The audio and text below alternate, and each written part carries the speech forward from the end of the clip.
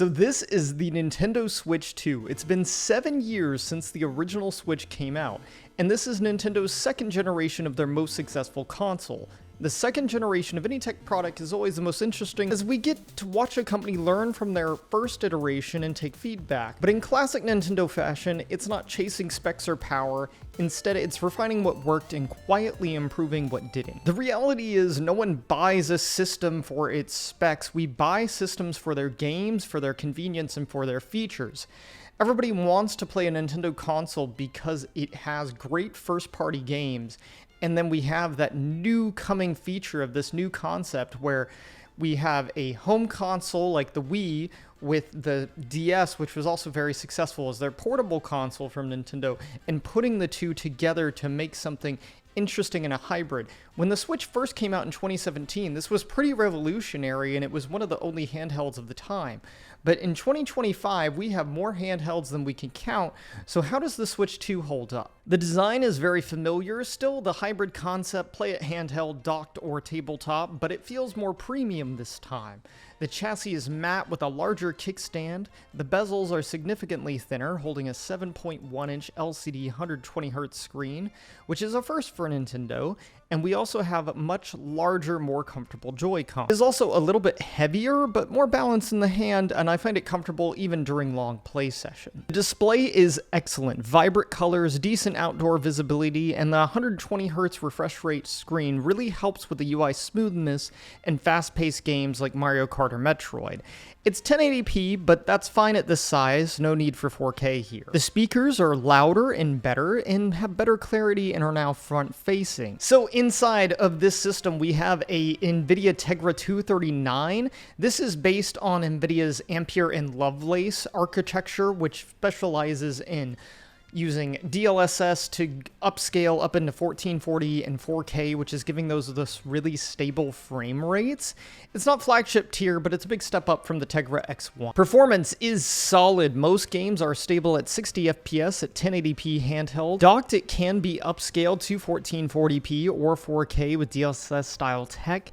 Even games that did not receive upgrades run at much more stable frame rates on the Switch 2, which is kind of a highlight of just how much more powerful this new system is, and we have much better load times thanks to that upgrade in storage speed. The Joy-Cons are better and much improved. They're larger and more comfortable in the hand.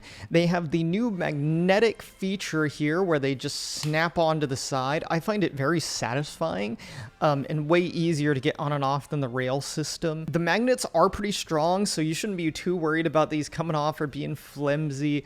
They're secured pretty tightly, and unless you're trying to intentionally rip them off, it's not going to be a big deal. They do come with Nintendo's new gimmick and feature for this console, which is mouse mode. Now, there's not a lot of games that support mouse mode at the moment, and it's not particularly practical to use a Joy-Con as a mouse, as it's just not very comfortable. It's very narrow, and there's some weird mouse acceleration stuff that Nintendo has going on. Now, if you are on the go in portable mode and you don't have a mouse on you, I think it's a great convenience, and I think it's lovely that they've added it. But I would have much preferred that we still had a regular mouse support for when at home for that ease of comfort. The new dock is sleek and pleasing to the eye. It supports HDMI 2.1, which means 120Hz when connected to a supported display, but only 1080p for 120Hz compatible games. It's also smaller now and has USB and Ethernet ports built in, which is a welcome change. Battery life on the Switch 2 is decent.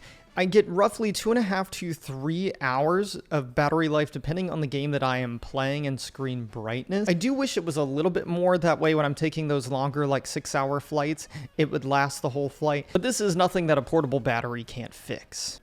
The OS is still very Nintendo. It's fast, it's clean, but minimal. No folders, no themes, just the basics. I hope that Nintendo will find a way for custom themes or even the ability to make your in-game screenshots like your home or lock screen. I think that'd be super cool. The game chat feature is also one of the new gimmicks to this console.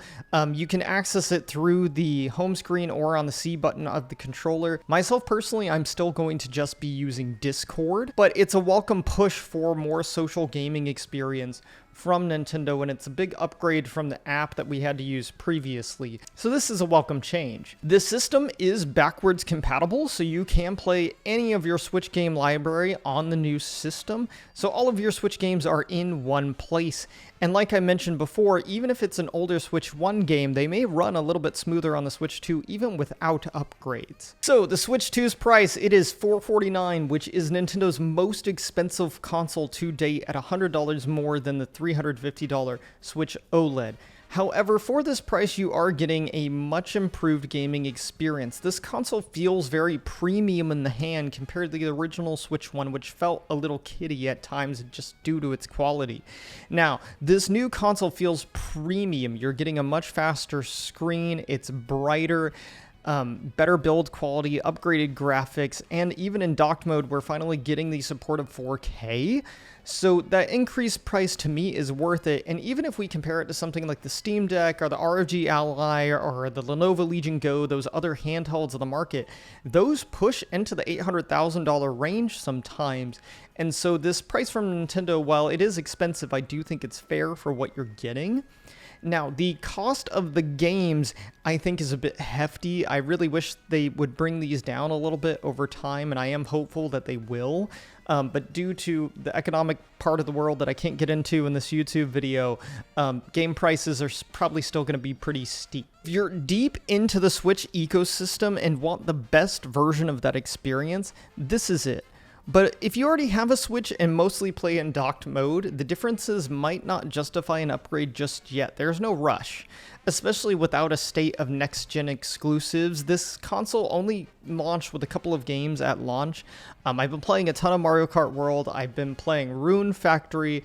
I am excited for Metroid Prime 4 when it comes out, but we've got a little bit of time to wait for that. I would have liked to have seen this console launch with a new Mario game, one of the 3D ones, like potentially Mario Galaxy 3 or a second iteration of the 3D Mario that we had on the first Switch. Mario Odyssey would have also been really cool, especially without the state of next-gen exclusives. This console did launch with very few games, much like the Switch 1 did, and then I imagine in the second year is when it's really going to start ramping up with games. So right now, there's no rush to get this new console. Switch 2 is a really good upgrade from the Switch 1. It's everything that we've asked for and that we wanted and that we kind of expected out of like that red box and OLED Switch, and now we finally have it. We have got faster screens, better graphics, more convenience, improved kickstand. Now, there is the question of how well this console will keep up with the next generation of games as they get more intensive graphically and require more work. But with the Switch 2 running Cyberpunk pretty smoothly, I'm not super worried, but I give it about 3 or 4 years and the Switch 2 is going to start showing its age, in which case we might be looking at another iteration of the Switch 2 where we get the red box version of the Switch 2 or something like that.